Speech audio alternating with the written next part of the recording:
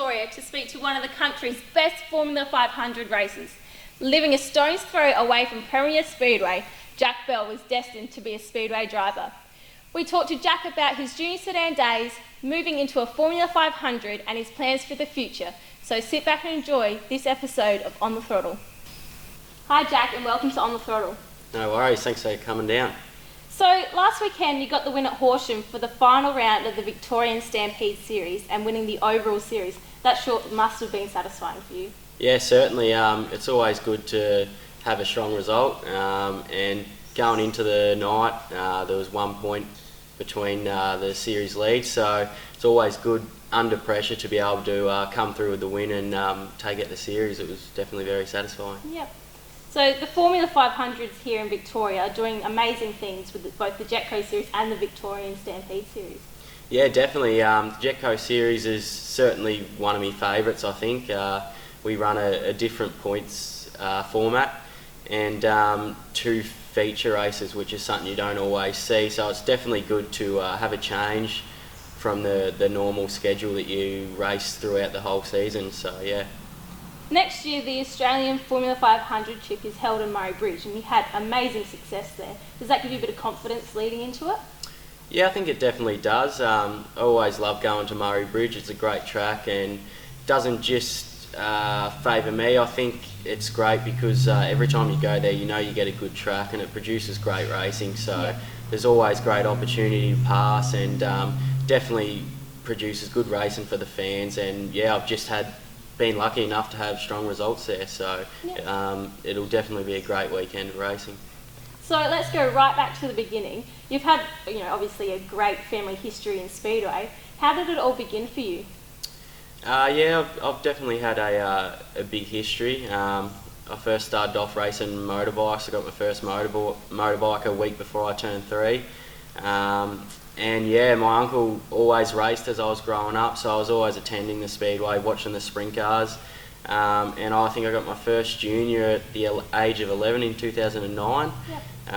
And yeah, it just all grew from there and just got bigger and bigger, really, yeah. Well, you had amazing success in the junior sedan. It's a great breeding for young children that want to come into the Speedway.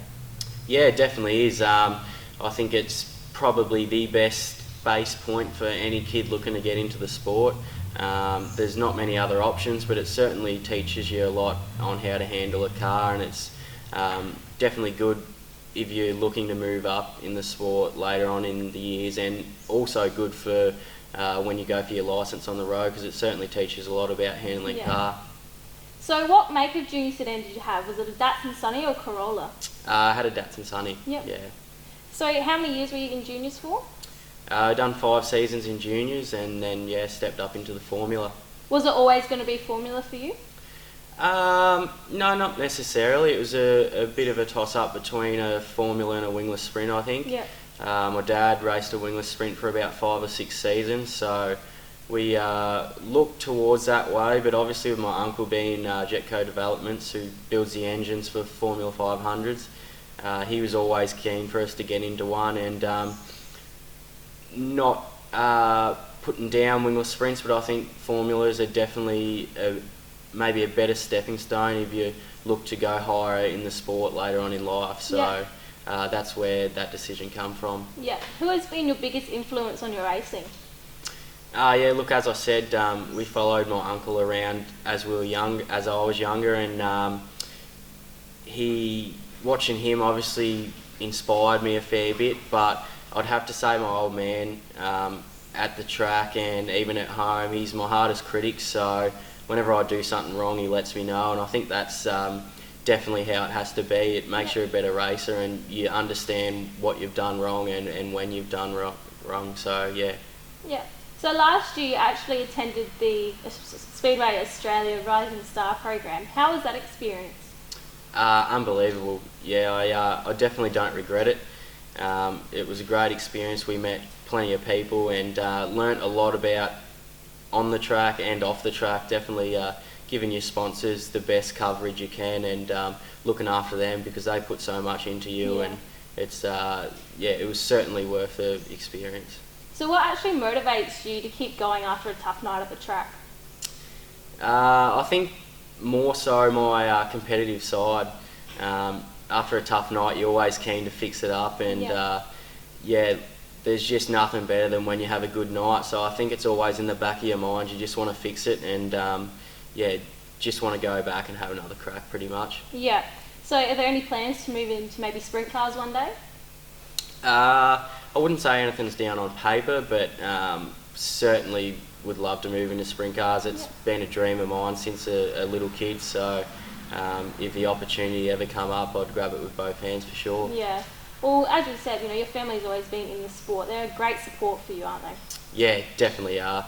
I can't say enough about my mum and my dad. They put so much into me, and look, I don't think I'll ever be able to repay them for what they've done for me so far. Yep. So social media, as you said, with this Rising Star program, plays a huge sport now, huge spot in our lives these days. You're very active in keeping your sponsors and fans up to date. Yeah, definitely. That's just the way the world's going. Technology is massive these days, so social media, aka Facebook, is definitely a big thing right now, and I think it's one of the best ways to keep everybody updated with how everything's going, and more to the point, give your sponsors the best advertisement you can, because they put so much money and time into you, that I think we try our very best to give them the best promotion that you can, and try and get their business up and running, and so they can achieve their goals. So. Yeah. So what is one piece of advice you would give to a young driver that wants to come through in Speedway? Definitely grab it with both hands. Even if it doesn't work out in a couple of years' time and it's not for you, you've met so many friends along the way, and it's just a great sport to get into. Yeah. Well, thank you so much for talking to us, and all the best for your upcoming career in Speedway. No worries. Thanks very much for coming down.